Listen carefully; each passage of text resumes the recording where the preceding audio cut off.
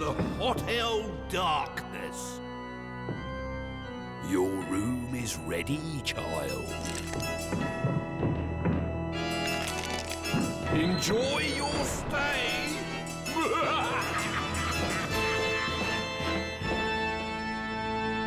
When human beings die, they are eaten by worms.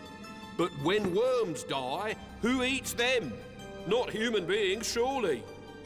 Here's a little poem that might help. The Worm.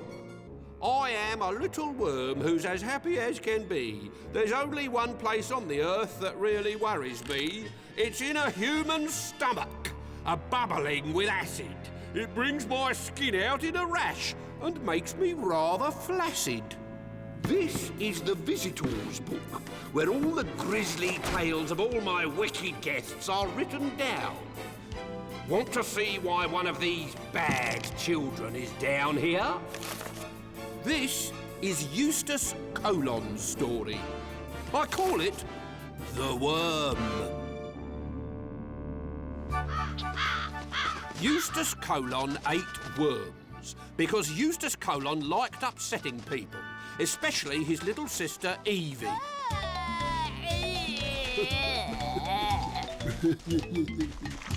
Her reaction was always so amusingly over the top that he bought himself a worm farm to supply his sister teasing program. When the family ate spaghetti for supper, he would wait until Evie had finished. Oh dear, I seem to have lost some worms. I do hope they weren't hiding on your plate, Evie.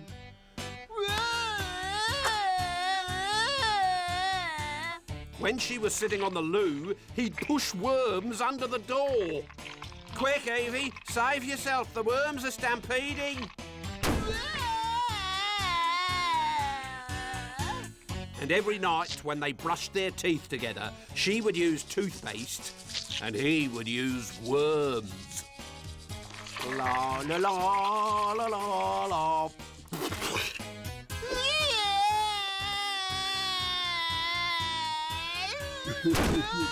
It's finally happened. The worms have taken over the asylum. His parents did everything they could to stop him. Eating worms will kill you. They'll block up your belly and stop things passing through. You'll blow up like a balloon and explode. You're human. Leave the worms for the birds and fishes. Maybe I am a bird or a fish. Oh, what is this fluttering under my T-shirt? Is it a pair of wings? No, look, Mummy, it's fins.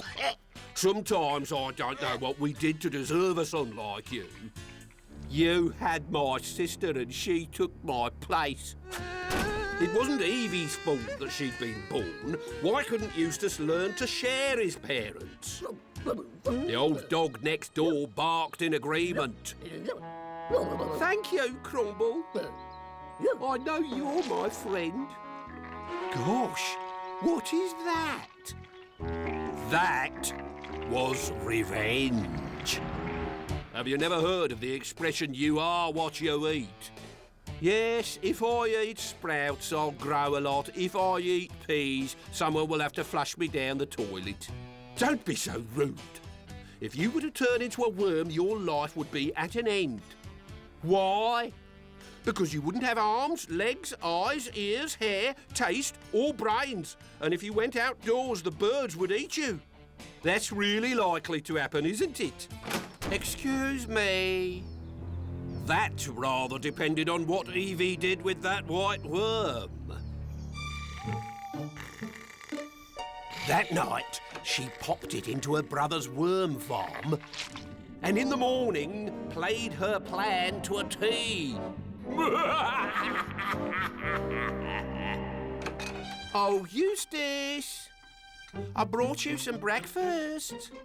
Get out. I just wanted to say sorry for screaming so loudly yesterday. I was hoping we could call a truce. You know, I'm nice to you, so you're nice to me. Oh, look, is that a new worm in your worm farm? Being casual was all part of her plan. It's really disgusting, and it's eating the pink ones. Oh, Eustace, no. Please don't eat that horrible white worm in front of me or I'll scream. Prepare to scream, then. You don't know where that's been. But I do. The white worm was a tapeworm, a greedy worm that hooks itself into the guts of its host and feeds on the food in its stomach. Within seconds, Eustace had his face in the fridge. Why am I so hungry all of a sudden?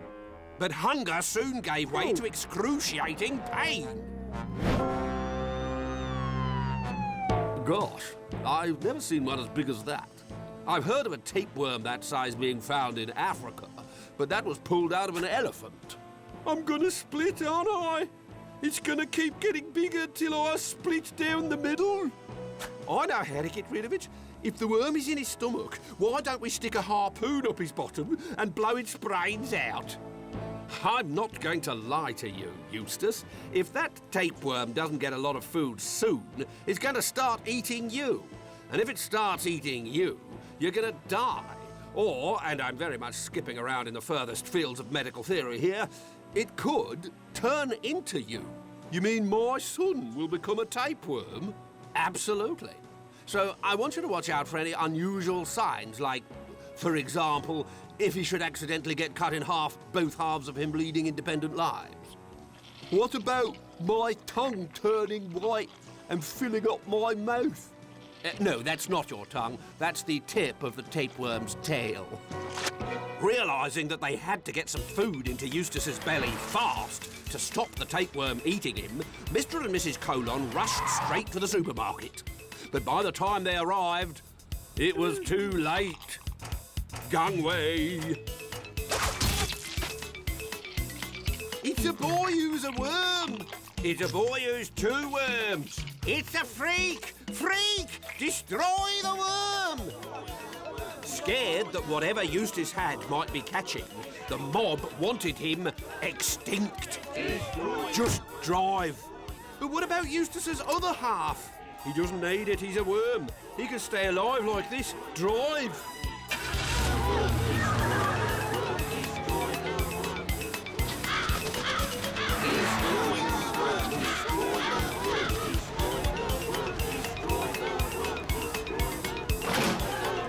You get Eustace upstairs. I'll hold off the mob. And you can stop smiling. Can I help you? Yes, we've come to dispose of your son for being a worm. There must be some mistake. No, I saw him cut in half and both halves live. But my son is upstairs in bed with a cold. Has been all day. You're welcome to come upstairs, though, and see for yourself. Had Eustace not been wearing a woolly hat and pyjamas, and had his face not been painted back on, the mob would have seen a white tapeworm sitting up in bed. As it was, it saw only a sick boy muffled up against the cold. Oh dear, there seems to have been a mistake. Please accept our apologies. No apology needed. Mistakes happen. Think no more about it. Even so, I do feel bad. I'd like to make it up to you before I go. I used to be a nurse, you see.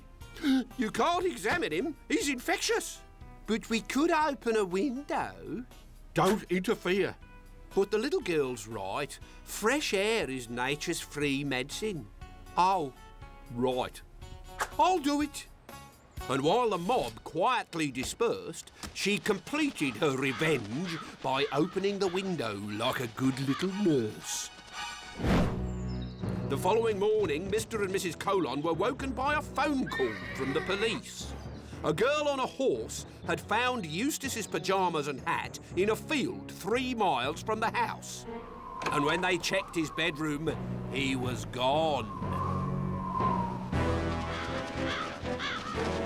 Oh, come on! You must have worked out what happened to him. Let's just say 23 blackbirds swooped through that bedroom window and helped themselves to the largest worm supper they've ever had. Oh, such a shame. For me, I mean.